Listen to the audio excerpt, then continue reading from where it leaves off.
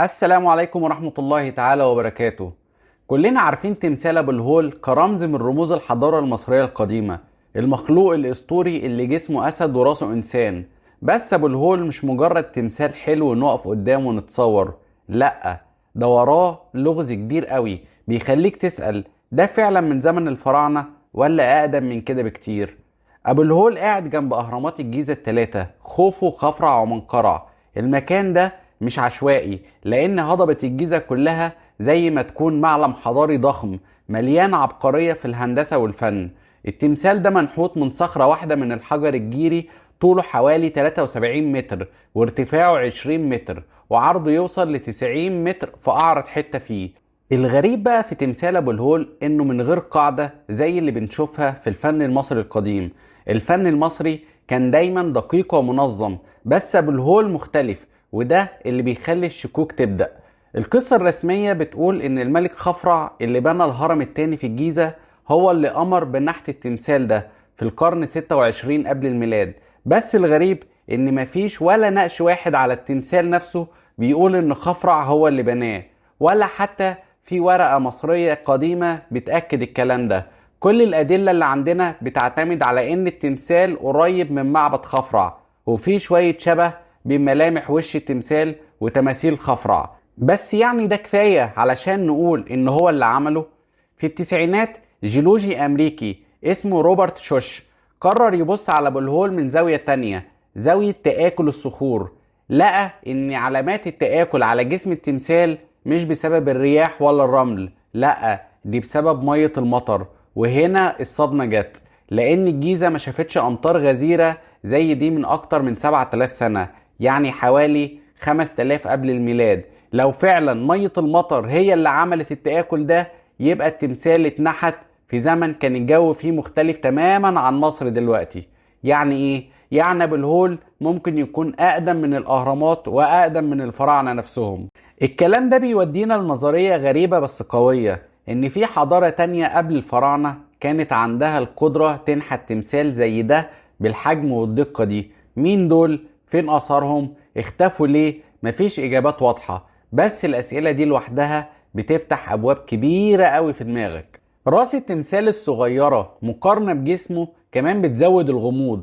معظم الباحثين بيقولوا إن الراس دي أكيد اتعاد نحتها بعدين، وإن الأصل كان راس أسد. التناسق الغريب بين الراس والجسم بيأكد إن في حاجات اتعدلت. ليه؟ مين اللي عمل التعديل ده؟ هل كانوا عايزين يخلوا الراس تشبه وش ملك معين، ولا كانوا بيحاولوا يخبوا هوية التمثال الأصلية؟ في حاجة مهمة اسمها لوحة الحلم، اتعملت في عهد الملك تحتمس الرابع. اللوحة دي بتحكي عن حلم شافه تحتمس وهو لسه صغير، لما نام تحت راس أبو الهول. التمثال قال له في الحلم إنه مدفون تحت الرمل، ولو طلعه هيديله الملك. الغريب إن اللوحة دي ما قالتش إن تحتمس هو اللي بنى التمثال، بس بتوضح إنه كان موجود من زمن طويل قوي، لدرجة إن كان مدفون بالكامل تحت الرمل. يعني حتى في زمن الفراعنة أبو الهول كان قديم جدا.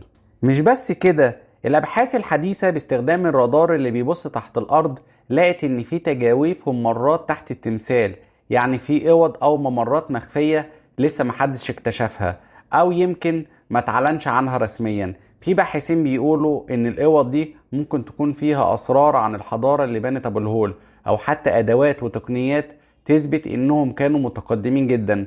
تخيل لو فعلا لقينا حاجة زي دي، هتبقى قنبلة في عالم الآثار. الجدل ده خلى ناس كتير تربط أبو الهول بحضارة أطلانتس اللي حكى عنها أفلاطون. بيقولوا إن الحضارة دي كانت متقدمة قوي وعايشة على جزيرة في المحيط، بس اختفت بسبب كارثة زي تسونامي أو زلزال ضخم. في ناس بتعتقد إن أبو الهول هو واحد من الآثار القليلة اللي نجت من الحضارة دي، وفي اللي بيروحوا أبعد من كده وبيقولوا إن التمثال ممكن يكون من تصميم كائنات فضائية زارت الأرض من آلاف السنين. أيوة، الكلام ده ممكن يكون زي فيلم خيال علمي، بس لما تفكر في التآكل بتاع المية والراس الصغيرة والممرات اللي تحت الأرض تبدأ تسأل، هو فعلا كل ده مصادفة؟ كمان في قصص أسطورية قديمة بتحكي عن أبو الهول كأنه حارس الأسرار. في الثقافة المصرية القديمة كانوا بيعتقدوا إن التمثال ده بيحمي بوابة لعالم الآلهة، أو لمكان فيه كنوز ومعرفة قديمة. بعض الاساطير بتقول ان ابو الهول كان بيطرح الغاز على اللي بيحاولوا يدخلوا المكان المقدس ده، ولو ما حلوش اللغز كانوا بيحصل لهم حاجة وحشة. الغريب ان الفكرة دي مش بس عند المصريين، في حضارات تانية زي الاغريق كان عندهم مخلوقات مشابهة زي الاسفنكس اللي بتحط الغاز. يا ترى دي مصادفة ولا في حاجة اعمق تربط الحضارات دي كلها؟ في علماء فلك مصريين واجانب درسوا مكان التمثال ولقوا انه بيبص ناحية شروق الشمس في يوم معين من السنة بدقة عجيبة. الكلام ده بيقول ان اللي بنوا التمثال كانوا عارفين حاجات كتير عن الفلك وحركة النجوم. يعني مش بس كانوا بيعرفوا ينحتوا صخور، لا دول كانوا عندهم علم متقدم. وفي نظريات بتقول ان في علاقة بين ابو الهول وحزام كوكبة الجبار او اوريون. الاهرامات الثلاثة بتمثل النجوم الثلاثة في الحزام ده، وابو الهول بيمثل كوكبة الاسد. لو الكلام ده صحيح يبقى الحضارة دي كانت بتصمم التماثيل والمباني بناء على خرائط نجمية. تخيل المستوى ده من العلم. محاولات اكتشاف الممرات اللي تحت التمثال كمان قصة لوحدها. من سنين فرق علمية حاولت تستخدم تقنيات زي الرادار والسونار عشان تعرف ايه اللي تحت ابو الهول. لقوا اشارات لتجاويف وانفاق، بس لغاية دلوقتي مفيش حاجة اتفتحت رسميا. في ناس بتقول ان الحكومة المصرية او الجهات الرسمية بتمنع التنقيب الكامل عشان خايفين من الممكن يتلاقى. ممكن يكون في حاجة تغير التاريخ، او ممكن يكونوا عايزين يحافظوا على التمثال من التلف. بس السؤال ايه اللي مستخبي تحت الرمل دي؟ ابو الهول مش بس رمز تاريخي، ده كمان ايقونة في الثقافة الحديثة. بص في الافلام الالعاب والكتب هتلاقي ابو الهول في كل حتة، دايما كرمز للغموض والاسرار. الناس بتحب القصص اللي زي دي لانها بتخليك تحس ان التاريخ فيه حاجات لسه مستنية تتكشف. وكل ما يطلع بحث جديد عن التمثال الناس بترجع تتكلم عنه ويبدأوا يحلموا بإجابات للأسئلة دي. تخيل معايا كده لو جذور المعرفة بتاعت البني آدمين أعمق بكتير من اللي فاكرينه.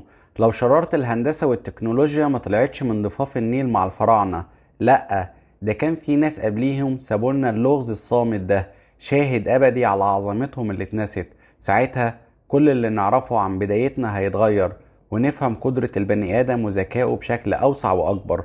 واقفين قدام التمثال العالي ده وقلوبنا بترقص بين الدهشة والسؤال. سكاته ده مش سكات مفيهوش حاجة، دي صرخة مدوية جاية من آلاف السنين، بتغيظ فضولنا وبتزقنا ندور أعمق.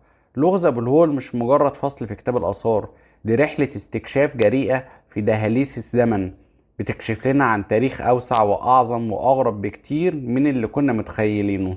يمكن تحت الرمل الذهبي ده اللي بيحرس العملاق الأمين ده مستخبية الإجابات اللي نفسنا نعرفها. جايز اكتشاف واحد بس يغير قصة حضارتنا كلها من أولها لآخرها. لو عجبك الفيديو ما تنساش تعمل اشتراك في القناة وتفعل زر التنبيهات عشان يوصلك كل جديد، ونشوفك في الفيديو الجاي إن شاء الله.